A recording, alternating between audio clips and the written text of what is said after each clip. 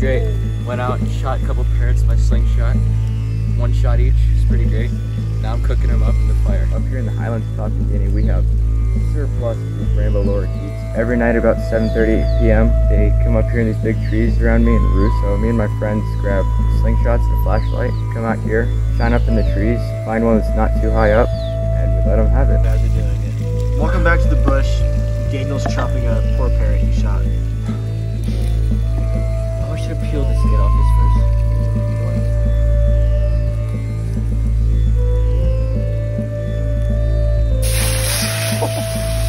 Cooking up some birds here.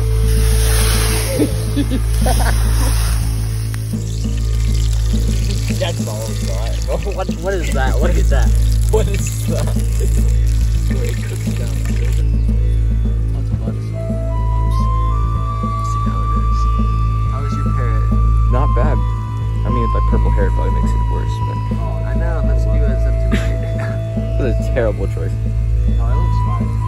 I don't know. It's overcooked, but it's squeaky. Dude, the parrot was making big noises when they were cutting it. It was dead. And then cuts in and goes, ah! Dude, I'm like, Daniel like jumps when he's like again. hey guys, welcome back to the bush. These two homies were like, we're gonna eat some parrot, so here we are. 11:30 in the night. Eating parrot. It's like 11:30 at night, though. Dude, tastes like bacon.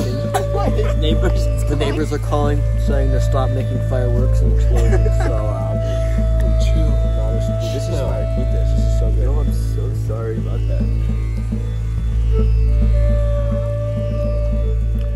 I'm being too loud. How is that? It's not as sweet as bacon, but definitely tastes like bacon.